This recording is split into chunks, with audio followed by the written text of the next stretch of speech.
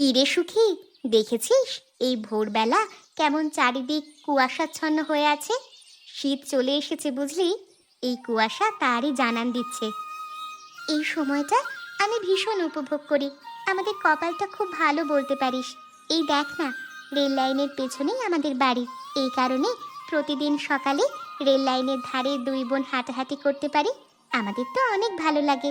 আর এখন থেকে ভালো লাগার পালকে নতুনভাবে সংযুক্ত হচ্ছে শীত ঋতু। হ্যাঁ রে দুঃখী, তুই একদম ঠিক কথা বলেছিস। সত্যি আমাদের কপালটা খুব ভালো। প্রতিদিন সকাল সকাল রেল লাইনের ধার ধরে হেঁটে হেঁটে অনেক দূর চলে যাই। আর যাবার পথে প্রকৃতির নির্মল সৌন্দর্য আমরা উপভোগ করি। আর এতে করেই আমাদের দিনের শুরুটা চমৎকারভাবে হয়। হ্যাঁ, এর জন্যই সারাটা দিন আমাদের খুব ভালো কাটে রে। হ্যাঁ, হাঁটতে হাঁটতে আজ অনেক দূরে চলে এসেছি। এখন চল, বাড়ি ফিরতে হবে। এক কাজ করি, এখন বাড়ি না গিয়ে আমরা বরং সোজা বাজারে চলে যাই। সকাল সকাল বাজারে গেলে সব শাকসবজি, মাছ মাংস একদম টাটকা পাওয়া যাবে। বাজারে যেতে চাস? বুদ্ধিটা তো ভালো, তবে কি বলতো, আমি না সাথে করে কোনো টাকা পয়সা নিয়ে আসিনি। বাজার করব কি দিয়ে? আরে বাবা, আমার কাছে টাকা আছে, এজন্যই তো বললাম বাজারে যাব। গতকালকে সুপারি বিক্রি করে যে টাকা পেয়েছিলাম না, সেটা শাড়ির আঁচলে বেঁধে রেখেছিলাম, আর খোলা হয়নি। সেই টাকা দিয়ে খুব ভালো করে বাজার করা যাবে। দুই বোনের তো আর বেশি বাজার লাগে না। আচ্ছা, তাহলে চল।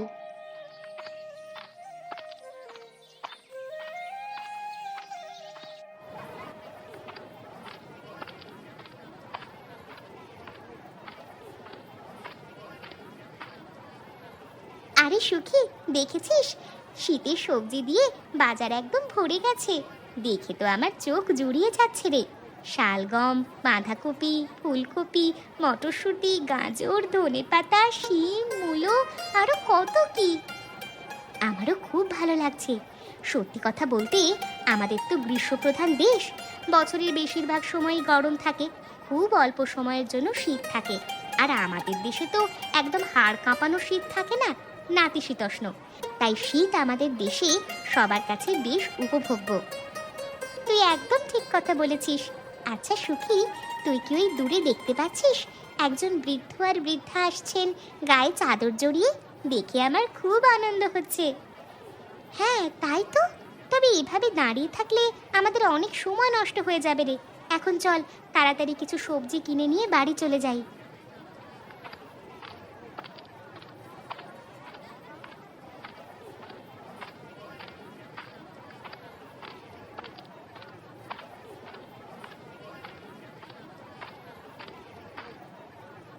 কাকু, তুমি তো দেখছি শীত আসার আগেই শীতের সবজি দিয়ে তোমার দোকান পুরো ভরিয়ে ফেলেছো। পুরোপুরি শীত পড়লে না জানি কি করবে। শীত পড়েনি? কি বলছো কি? শীত আসতে কি দেরি আছে নাকি? শীত তো প্রায় চলেই এসেছে, দেখতে পাচ্ছ না? সকাল সকাল চারিদিকে কেমন হালকা হালকা কুয়াশা পড়েছে, আর চারিদিকে কেমন একটা ধোঁয়াশা আবহাওয়া হয়ে আছে। আমি ভোরে যখন বাজারে আসছিলাম তখন রীতিমতো আমার মাথায় কুয়াশা পড়ছিল। তোমরা বুঝি দেখতে পাওনি? হ্যাঁ গো সবজি কাকু, আমরা তো দেখতে পেয়েছি। যাই হোক, তুমি আমাদেরকে একটা ফুলকপি, 1 কেজি শালগম, 1 কেজি শিম আর 2 টাকা ধনেপাতা দিয়ে দাও। এই নাও, শীতের শুরুতে বেশি বেশি করে শীতের সবজি কিনে নাও, এখনই খেতে বেশ ভালো লাগবে। এটা কিন্তু খুব সত্যি কথা। শীতের শুরুতে যে সবজিগুলো বের হয় তার স্বাদ আসলেই খুব ভালো হয়।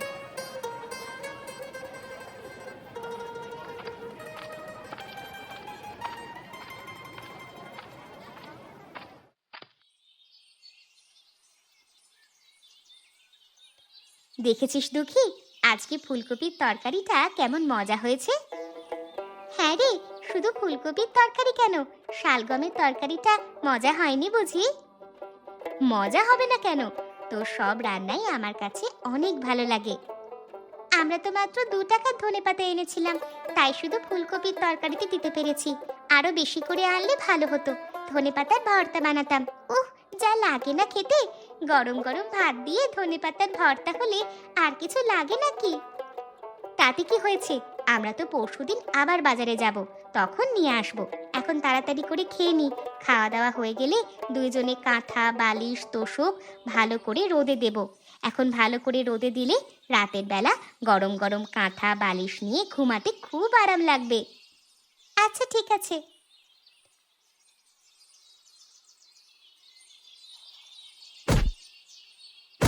বুঝলি দুঃখী, 2 দিন তো আমরা শুধু বিশ্রাম করলাম, এখন তো শুধু কাজ আর কাজ করতে হবে। অনেকগুলো সালোয়ার কামিজ তো জমে আছে, কবে বানাবো কে জানে। আমি তো ভয়ে আছি, আবার না সবাই এসে তাদের সালোয়ার কামিজ চাইতে শুরু করে দেয়। দিয়েছে তো মেলা আগে, আমরা দুজন অলসতা করে আস্তে আস্তে কাজ করছি।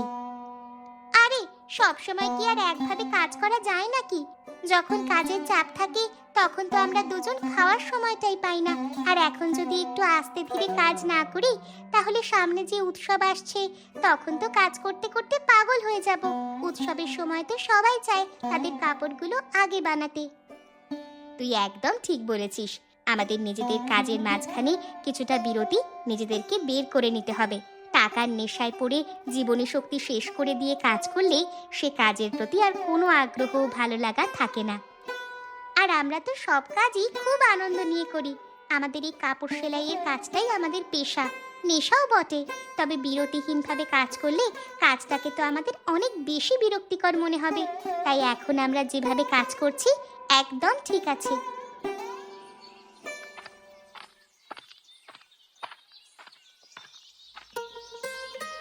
কি গো সুখী দুঃখী, তোমাদের কাছে তো আমাদের মেয়ের 4টে সালোয়ার কামিজ বানাতে দিয়ে গিয়েছিলাম, তোমরা বানিয়েছো তো? আসলে কাকিমা, আমরা কিছুদিন আগে একটানা কাজ করতে করতে হাঁপিয়ে গিয়েছিলাম, তাই এখন একটু বিরতি দিয়ে ধীরে সুস্থে কাজ করছি। তাছাড়া সামনেই তো আবার উৎসব পার্বণ শুরু হয়ে যাবে, তুমি কিছু মনে করো না। তোমার মেয়ের জন্য যে কাপড়গুলো দিয়েছিলে তা এখন আমরা ধরিনি, তবে চিন্তা করো না, 2-3 দিনের মধ্যেই দিয়ে দেব। আচ্ছা ঠিক আছে, কাপড়গুলো আমার এমন কোনো জরুরি নয়, এই তো ঘরে পরার জন্যই বানাতে বলেছিলাম। সামনে তো শীত আসছে, তাই ফুল হাতা সালোয়ার কামিজ বানিয়ে দিতে চাচ্ছিলাম। আচ্ছা ঠিক আছে, এখন তোমরা কাজ করো, আমরা বরং আসি।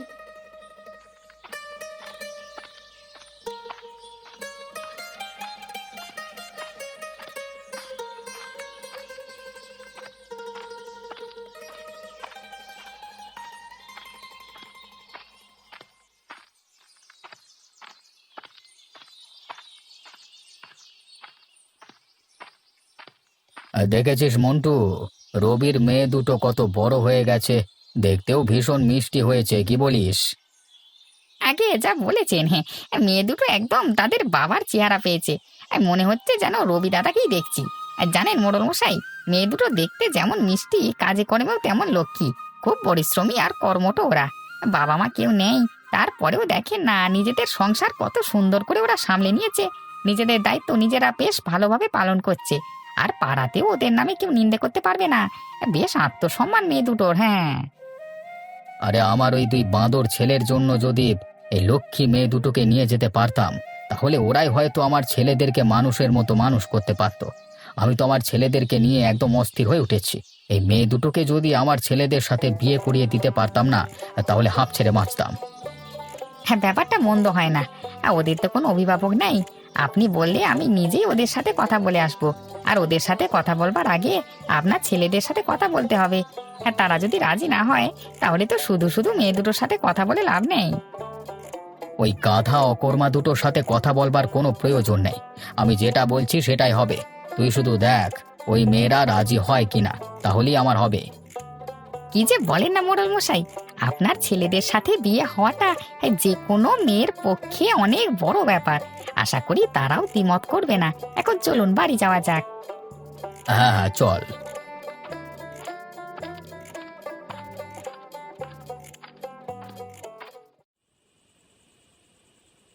হ্যাঁ, কেমন আছো তুমি?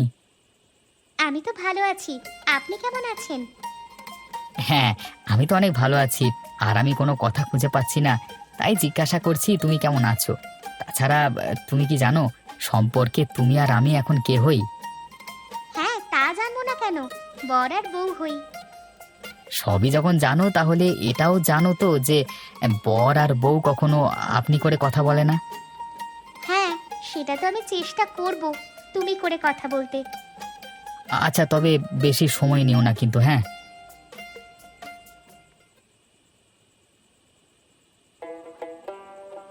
বাহ, তুমি তো খুব মিষ্টি মেয়ে। এত মিষ্টি আর চঞ্চল একটি মেয়ে, তার নাম কি না দুঃখী। তোমার এমন দুঃখী দুঃখী নাম কে রেখেছে গো? তোমার বাবা নাকি তোমার মা? আমার বাবা রেখেছিলেন। আচ্ছা, এমন একটা পচা নাম তোমার বাবা তোমার জন্য রেখেছিলেন কেন?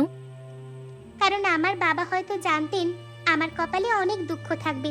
এই যে দেখছেন না, জন্মের পর পৃথিবী সম্পর্কে জ্ঞান হবার আগেই মা চলে গেছেন। যখন একটু একটু জ্ঞান বুদ্ধি হলো, তখন সবকিছু অল্প অল্প করে জানতে শুরু করি। ঠিক সেই সময় বাবাও চলে যান। আচ্ছা আচ্ছা, আমি দুঃখিত, আমি খুবই দুঃখিত। আজ যে তোমার বিয়ের দিন, এই দিনে আমি এসব কথা বলে তোমাকে দুঃখ দিয়ে ফেলেছি। তুমি আর মন খারাপ করে থেকো না দুঃখী। না না, মন খারাপ করার কি আছে? আমি তো অনেক খুশি হয়েছি যে আমরা দুই বোন এক বাড়িতে বউ হয়ে আসতে পেরেছি। সত্যি কথা কি জানেন, আমরা দুই বোন রাজি হয়েছি আপনাদের দুই ভাইকে বিয়ে করতে। কারণ আপনাদের দুই ভাইকে বিয়ে করলে আমরা দু বোন সারা জীবন একসাথে থাকতে পারবো। তো তার মানে তোমরা পরিকল্পনা করেই আমাদের দুই ভাইকে বিয়ে করেছো? হ্যাঁ, তা তো করেছি। তা না হলে আপনাদের মতো দুই বাঁদর ভাইকে আমাদের মতো এত সুন্দরী লক্ষ্মী মেয়ে কি কখনো বিয়ে করতে পারে নাকি? আমরা দুই ভাই বাঁদর, এই কথাটা তোমাকে কে বলেছে? এটা তো আমার বাবার একটা কমন এবং ভুল ডায়লগ। তুমি এটা শিখলে কোত্থেকে? খবরদার বলে দিচ্ছি, আমাকে এসব নামে ডাকবে না বলে দিলাম। আচ্ছা ঠিক আছে, আর ডাকবো না। হাই বাঁদর। তবে রে দুঃখীর ঘরে দুঃখী, আজ তোর সাথে খেলবো লুকোচুরি, দেখ তবে।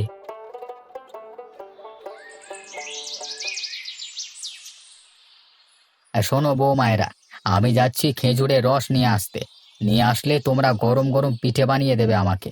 এখন তো শীত পড়ে গেছে, সকালে ঘুম থেকে উঠে ধোঁয়া ওঠা গরম গরম চিতই পিঠা দিয়ে খেজুরের রস খেতে সেই লাগে।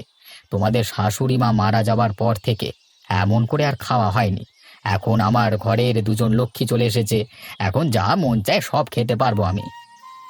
হ্যাঁ বাবা, অবশ্যই আপনি যা যা খেতে চাইবেন আমরা দুই বোন আপনার জন্য সব বানিয়ে দেব। কোনো চিন্তা করবেন না। বাবা, আমি কি আসবো তোমার সাথে? হ্যাঁ, আসলে তো ভালোই হয়। আর শান্ত, তুই বাজারে চলে যা, বৌমাদের কাছে জিজ্ঞেস করে জেনে নে কি কি লাগবে। সব উপকরণ কিনে এনে দে। আমি আর সমর ততক্ষণে খেজুরের রস নিয়ে চলে আসবো। আচ্ছা বাবা, আমি এখনই রওনা দিচ্ছি বাজারে।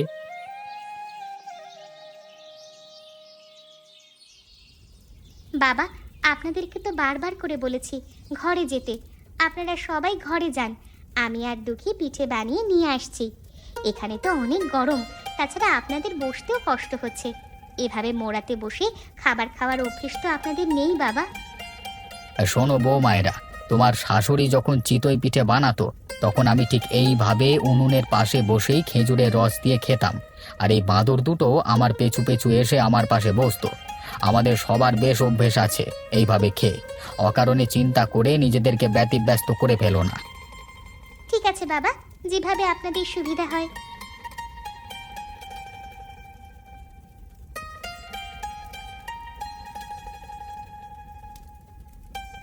চমৎকার লাগছে, অনেকদিন পর মনে হচ্ছে আমার মায়ের হাতের বানানো পিঠে খাচ্ছি।